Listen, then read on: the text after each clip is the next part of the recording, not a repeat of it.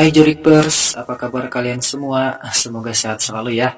Sebelumnya saya mohon maaf nih karena sudah lama saya tidak membuat video dikarenakan ya kesibukan di dunia nyata. So di edisi kita kali ini kita akan kembali merangkum dan juga tentu saja menceritakan alur film horor. Dan film horor yang akan kita ceritakan kali ini adalah film horor produk lokal yaitu Roh Fasik. Film yang disutradarai oleh Ubay Fox ini dirilis tahun 2019 dan juga diperankan oleh Evan Sanders sebagai Akbar, Irwansyah sebagai Hasan, Fenita Wiraguna sebagai Renata, Zaskia Sungkar sebagai Zahra, Nagita Slavina sebagai Aisyah, Ebi Cencer sebagai Abi, Volan Humongio sebagai Kemal, serta masih banyak lagi pemeran lainnya. So, tanpa berlama-lama lagi, kita langsung saja menuju ke videonya. Seperti biasa, sebelum melanjutkan menonton video ini, kita wajib kasih peringatan terlebih dahulu jika video ini mengandung spoiler konten. Dan oke Jorikers, ini dia Roh Fasik.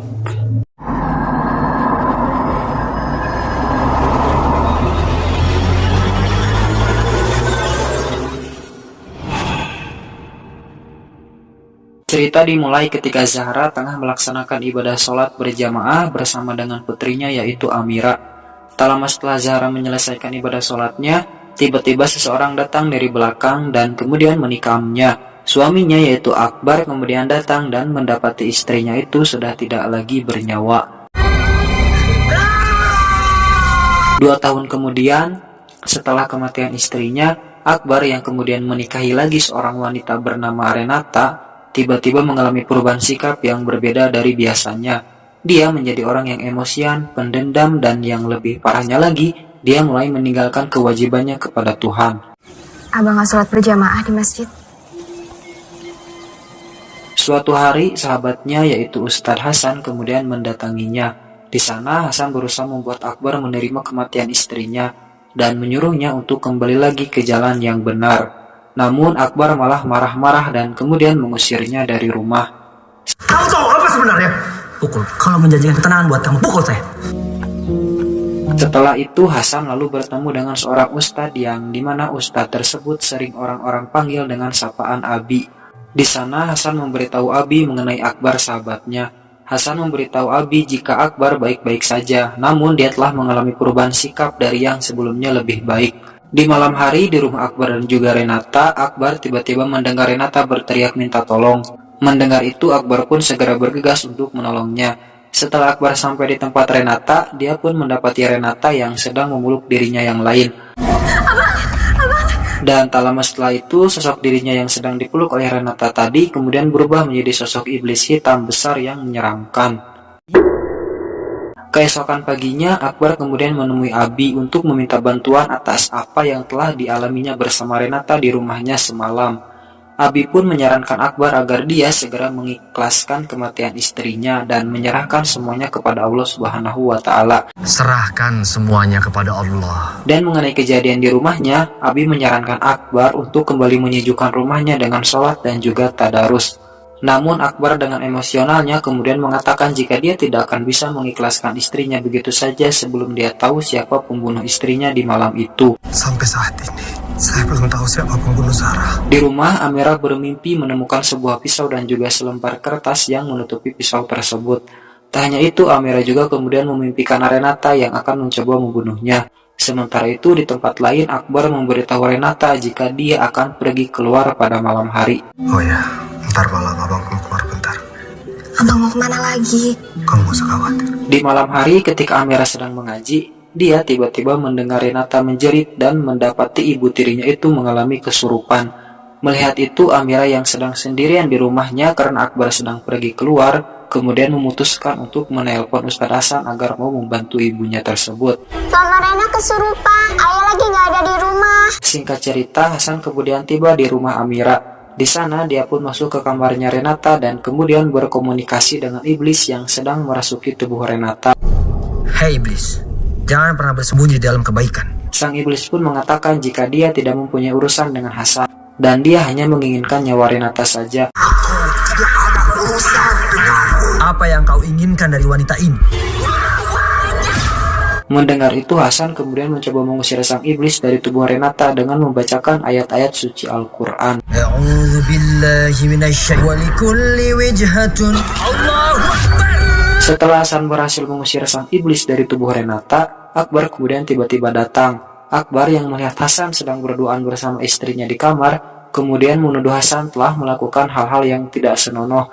Hasan pun mencoba menjelaskan apa yang sebenarnya telah terjadi, tapi dikarenakan Akbar sedang diliputi oleh amarah yang besar, dia pun tidak mau mendengar perkataan Hasan dan kemudian mengusir Hasan dari rumahnya. Ternyata kamu menyimpan hasrat ke istri sahabat kamu sendiri. Aku cuma bantu apa? Sekarang pergi dari sini. Pergi! Assalamualaikum. Keesokan paginya, Akbar memarahi Renata atas kejadian semalam. Renata pun memberitahu Akbar jika dia tidak melakukan apapun dengan Hasan. Namun Akbar yang memang sedang marah tidak menerima alasan apapun dari Renata. Beralih ke rumah Hasan, di sana dia curhat kepada Aisyah, istrinya, mengenai sahabatnya yaitu Akbar yang kini sikapnya telah berubah drastis semenjak kematian istrinya. Hasan mengatakan jika dia sudah tidak sanggup lagi menolong sahabatnya itu. Namun Aisyah meyakinkan Hasan untuk tetap membantu Akbar, karena bagaimanapun Akbar adalah sahabatnya sedari kecil. Abang udah nyerah. Tapi bagaimanapun juga kan, dia tetap sahabat abang. Kembaliin dia ke jalan yang benar. Malam harinya di kamar Amira, dia bertanya kepada Akbar perihal dia yang selalu pergi keluar setiap malam. Mendengar itu, Akbar pun kemudian mencoba mengalihkan pertanyaan Amira dengan menyuruhnya untuk segera tidur. Ya kalau malam suka pergi. Sebenarnya ayah pergi kemana sih? Udah, Amira sekarang istirahat. Di malam itu juga, salah satu sahabat Hasan yaitu Kemal memergoki Akbar yang tengah berjalan menuju makam istrinya yang sudah meninggal. Di sana Kemal melihat Akbar yang nampak terlihat meratapi kuburan istrinya, di mana Akbar masih belum menerima kepergian istrinya tersebut. Keesokan paginya, Kemal lalu mendatangi rumah Hasan dan kemudian menceritakan apa yang dilihatnya semalam mengenai Akbar. Kembali ke rumah Akbar, Renata yang kembali diteror oleh makhluk halus meminta Akbar untuk pindah rumah karena dirinya sudah tidak kuat lagi menghadapi teror-teror yang menyeramkan terhadap dirinya. Bang, tolong aku bang, aku udah benar-benar gak kuat. Dia seperti mencelakai aku. Di malam hari, Renata yang sedang berada di gudang rumahnya tiba-tiba mengalami kesurupan dan kembali dirasuki oleh makhluk goib yang selama ini selalu menerornya. Renata pun dihempaskan oleh makhluk yang merasukinya tersebut. Tak lama dari itu, Akbar dan Amira kemudian datang. Melihat istrinya yang sudah terkapar, Akbar pun kemudian segera membawanya keluar. Sementara itu, Amira anak mereka tiba-tiba menemukan sebuah benda yang sama persis dengan apa yang pernah dia lihat di dalam mimpinya di gudang tersebut. Keesokan paginya, Akbar menemui Abi dan menanyakan perihal istrinya yang selalu melihat dan diteror oleh makhluk goib. Abi yang mendengar keluhan Akbar kemudian memberitahunya bahwa orang yang bisa melihat makhluk goib atau jin ada dua kemungkinan. Pertama, orang itu pendusta, dan yang kedua, orang itu telah bersekutu dengan makhluk goib tersebut. Orang yang bisa melihat jin. Yang pertama, orang itu pendusta. Dan yang kedua, ada orang itu bersekutu dengan jin. Sore harinya, Hasan dan juga Kemal mendatangi rumah Akbar untuk mengecek keadaan Renata, yang ternyata pada sore itu sedang tertidur. Akbar pun memberitahu Kemal dan juga Hasan jika dia sengaja menidurkan Renata menjelang maghrib karena Renata suka seperti orang gila ketika mendengar suara azan. Karena setiap kali dia mendengarkan azan, dia seperti orang gila. Mendengar itu, Kemal kemudian mencoba untuk meruqyah Renata dengan membacakan ayat-ayat suci Al-Quran. Namun tak lama dari itu, Renata tiba-tiba terbangun dan mencekik Kemal serta menyuruhnya untuk menghentikan bacaannya. Hasan yang melihat itu kemudian membacakannya ayat kursi dan Renata pun akhirnya tertidur kembali. Setelah itu, Hasan dan Kemal pamit pulang kepada Akbar. Di sana juga Akbar meminta maaf kepada Hasan terkait dengan perilaku dia sebelumnya kepada Hasan. Ketika Hasan dan Kemal akan segera pergi dari rumah Akbar, tiba-tiba suara azan maghrib terdengar dan Renata yang tadi tertidur tiba-tiba berontak dan kemudian dirasuki kembali oleh sang iblis.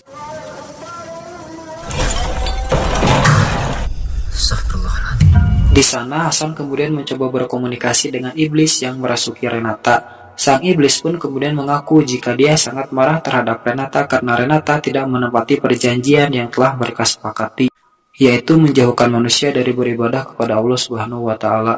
Setelah mendengar pengakuan dari sang iblis, Hasan lalu membacakan ayat-ayat suci Al-Quran dan kemudian mengusir sang iblis dari tubuh Renata.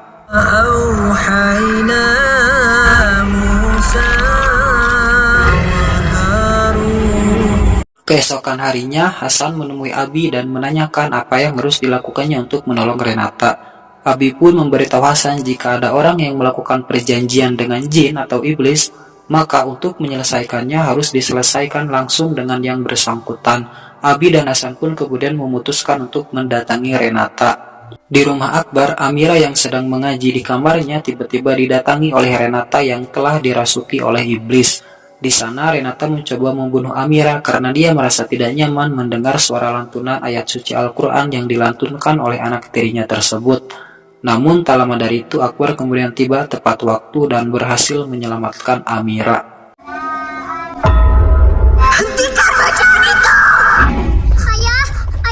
Di malam harinya, Abi, Hasan, dan juga Kemal kemudian mendatangi kediaman Akbar untuk menemui Renata. Di sana Abi pun mulai menanyakan perihal perjanjiannya dengan iblis kepada Renata. Apakah benar Renata pernah melakukan perjanjian dengan orang yang bersekutu dengan iblis atau semacam dukun? Dan Renata pun dengan jujur menjawab, ya, dia pernah melakukannya. Setelah itu Abi kemudian menyuruh Renata pergi ke tempat dia melakukan perjanjian tersebut untuk menyelesaikan persoalannya. Dia pun kemudian pergi bersama dengan Akbar suaminya. Sementara itu, Amira menunjukkan catatan yang ditemukannya di gudang rumahnya dan juga sebuah buku yang dia temukan di kamar Renata kepada Hasan dan juga Abi. Setelah melihat-lihat buku dan catatan tersebut, Abi kemudian menyuruh Hasan dan juga Kemal untuk menyusul Renata dan juga Akbar karena ditakutkan sesuatu yang berbahaya akan menimpa mereka berdua. Hasan, tolong segera kamu susul Akbar dan Renata. Saya ikut.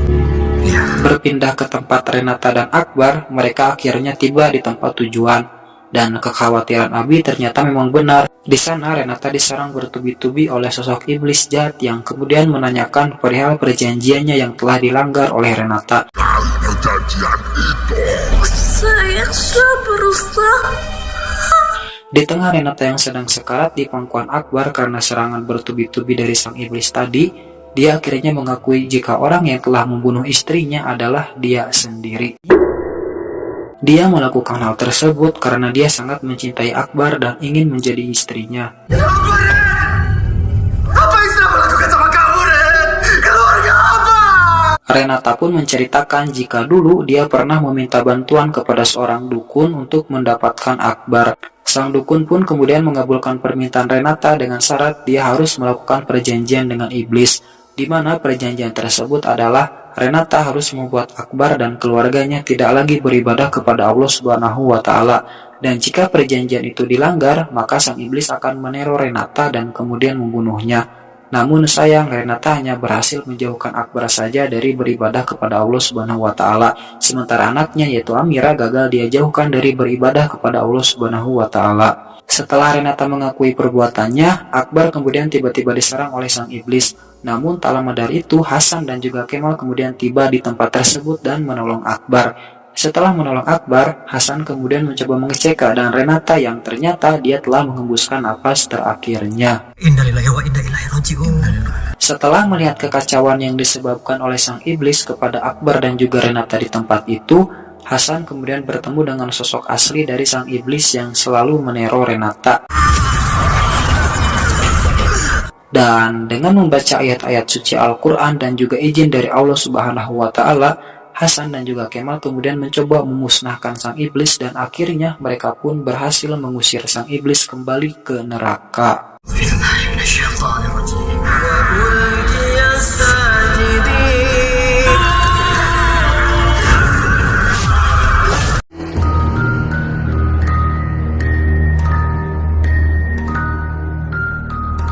Oke Jorikpers, itu dia tadi Roh Fasik. Terima kasih buat kalian yang sudah menonton video ini sampai selesai. Jangan lupa untuk membantu channel ini berkembang dengan cara like, komen, dan pastinya subscribe. Karena dengan begitu, saya akan lebih semangat lagi dalam mengupload video-video horor kita selanjutnya. So Jorikpers, sehat selalu, panjang umur, jangan lupa beribadah, dan see you next time di video-video horor kita selanjutnya. Dadah!